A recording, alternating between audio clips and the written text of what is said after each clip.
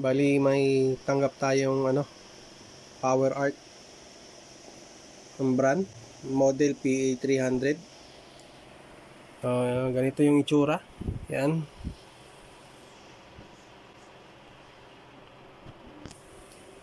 Bali tinanggal ko na pala yung mga dito Ito yung kasama dyan. Ito yon. So tinanggal na natin pati dito. Tinanggal na rin natin yung mga connector niyan kasi nga masyadong madumi, tapos nilinis na rin natin to. Tapos ang history ng welding na to, nakailang sigurong punta ng paggawaan, hindi magawa-gawa. Gawa nga ng, pakita ko mamaya yung board, gawa nga ng yung welding na to nakabalot ng epoxy yung board. So pala, ang welding na to, ang gumamit lang ng board na to,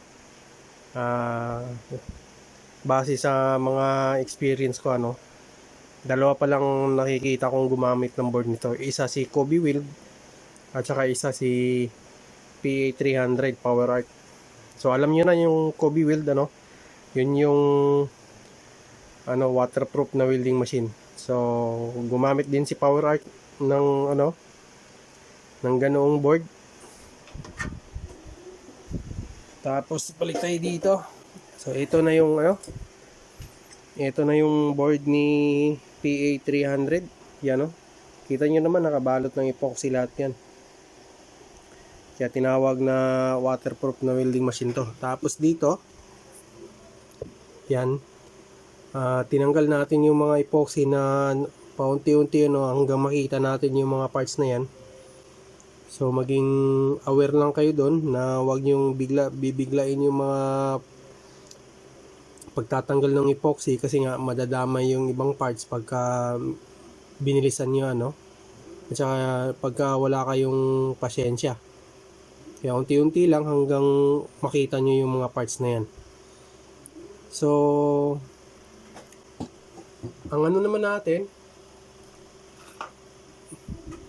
tinanggal natin yung mga dito sa parts na to, lahat ng piyesa na yan. So pinalitan natin yan at saka inayos natin nagpalit tayo ng piyesa lahat yan. Ang hindi lang natin ito hindi naka pa yan naka epoxy pa yan, hindi natin matanggal. Ito lang at saka yan hindi na natin pinakialaman. Yung etong dito banda, yan lang yung pinalitan natin. Pati ito pinalitan natin.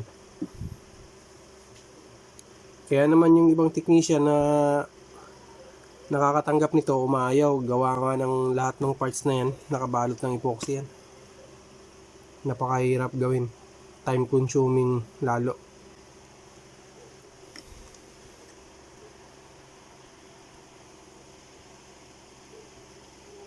So bali, hindi ko na pinakita sa inyo yung hindi ko na pinakita sa iyo yung paano ginawa to Pero yun lang ang pinaka natin doon.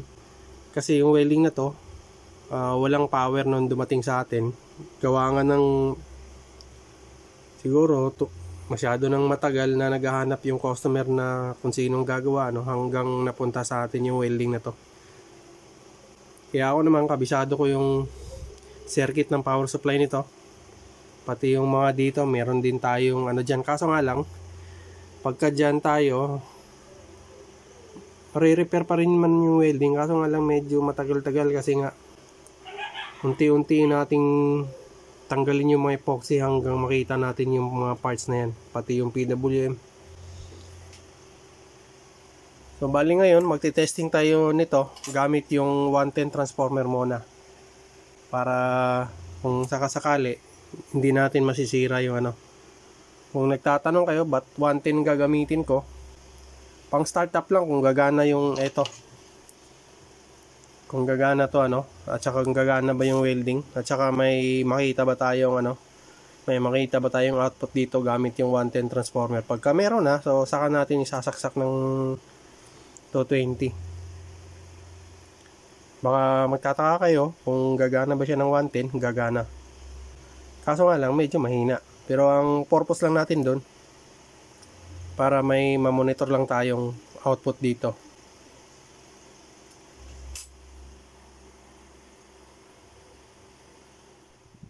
Bali, nag-on na tayo ng welding. So yan, gumana na yan. Tapos yung natin, eto, yan, naka-on na rin yan. Tapos gamit tayo ng 110 transformer. So makikita nyo sa supply natin dito. So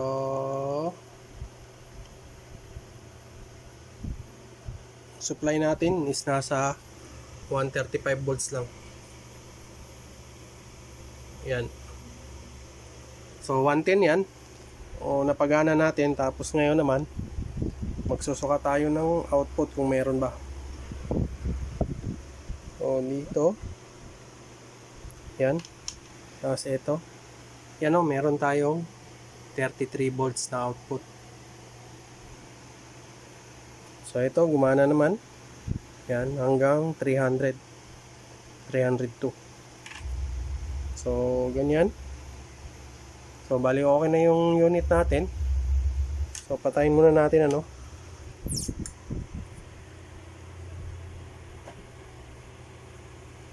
So yun lang ang isang doon.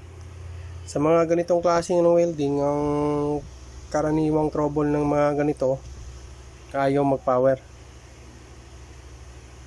Meron namang medyo mas mataas yung mga PWM. Ganun din ang gagawin natin. Tatanggalin din natin yung mga epoxy dito para makita natin yung PWM. Tsaka maano natin. Pagka walang signal, walang output na makuha kayo Kaya yung iba ng mga technician, pagka nakatanggap ng mga ganitong klaseng welding, umaayaw na kasi nga time consuming masyado. Tatanggalin mo pa yung mga epoxy para makita mo lang yung parts. Pagka nadisgrasya mo pa, mas lalo mo pang hindi magagawa kasi nga matatanggal yung mga ibang pyesa habang tinatanggal mo. So ang ginagamit ko para matanggal itong dahan-dahan nag-hot air ako at saka soldering iron. Para wag nyo lang dahan-dahanin nyo lang hanggang makita nyo yung mga parts. Wag nyo masyadong biglain. Balik lang ako dito ikakabit lang natin yung welding, yung board sa chassis para maano naman, para mas mukhang welding na siya tapos testing tayo ulit. Bali naikabit na natin yung board sa chassis ang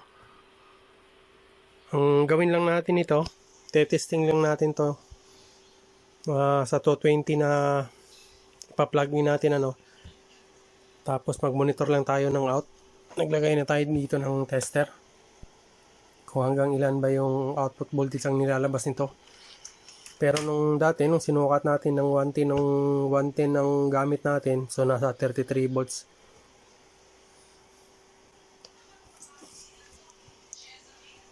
So ngayon, try muna natin sukatin yung ilan yung supply natin. AC. Yan, saksak natin. So ayan, 214. Yan yung itsura niya. Pero hindi pa natin nagkinabitan ng bagong terminal connector. Saka na kabitan natin ng bago pagka naayos na natin dito lahat.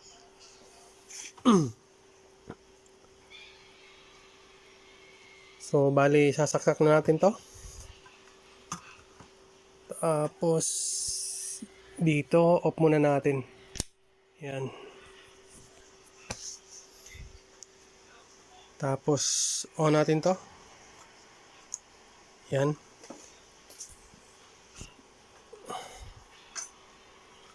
Tapos maglagay na lang tayo dito ng monitor na isa.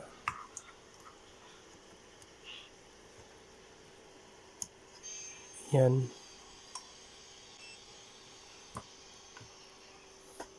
Saan ba natin ilalagay ito?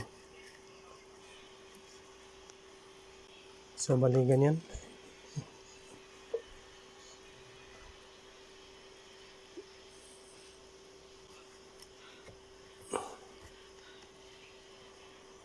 So yan.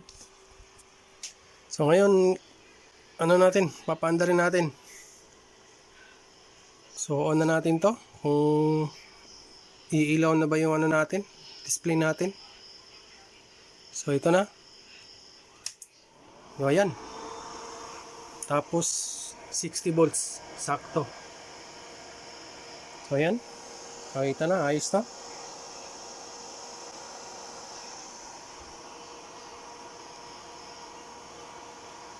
Hanggang 302, 303. So okay na yan. At least nagawa na rin. Papatayin lang natin ulit.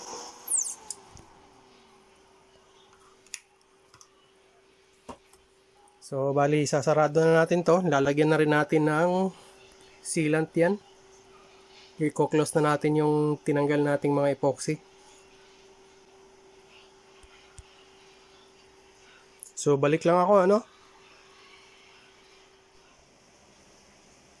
Bali naikabit na natin si ano, si PowerArc PA300 yung model. Yan, nakakabit na sa chassis. Tapos yung nakikita nyo yung ano, kulay puti, so nilagyan na natin ng protection yun para hindi maano. So ngayon na lang, te-testing na lang natin to bago natin isara.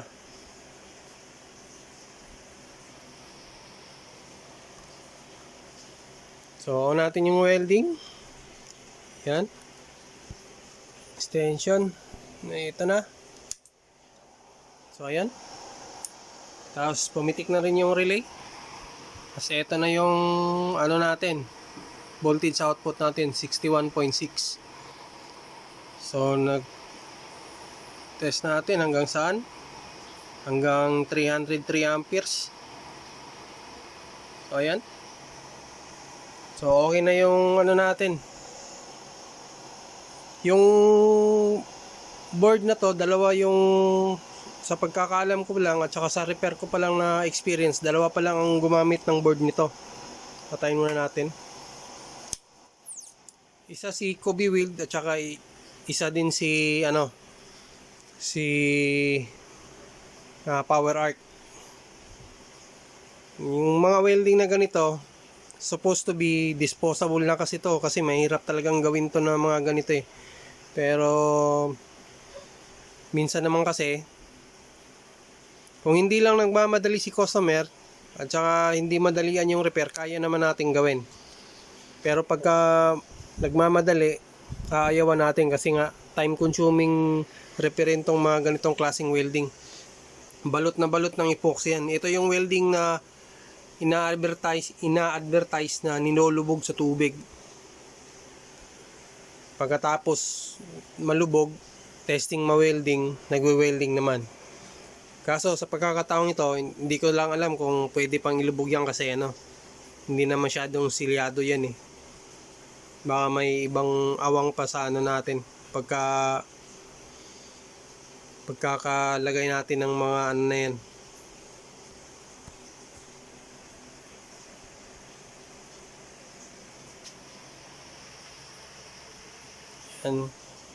So sarado muna natin to.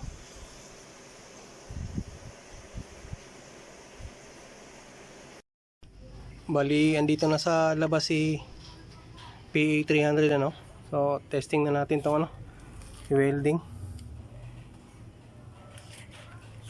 On natin yung welding. So ayan. So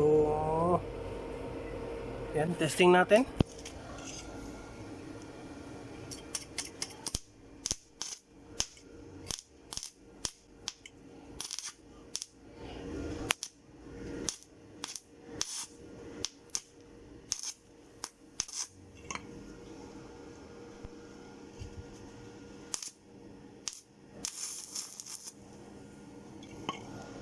So testing tayo ng 130, 139.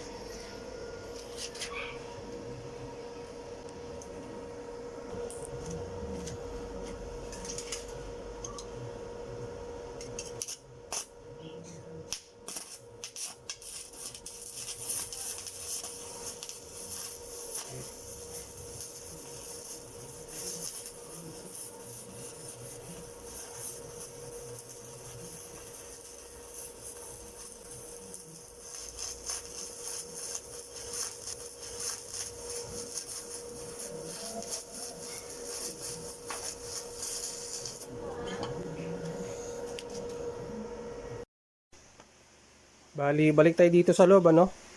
So, tapos na nating may testing CPA 300, PowerArc 300. Bali, yung welding niya, yung magandang tunaw, nasa range natin, nung tinesting natin, nasa 139, 139 amperes. So, pwede ko nang maibigay ito kay customer. Okay na yung welding niya. At tapos na rin yung paghahanap ng kung sinong gagawa ng welding niya. Sa hirap ba naman ng gawin ng welding na to na puno ng nakabalot ng epoxy. So hanggang dito na lang yung video. Kung nagustuhan nyo, paki-like and subscribe. At saka salamat na rin sa panonood ng lahat ng video ni Tagong Fix. So hanggang sa muli, maraming salamat.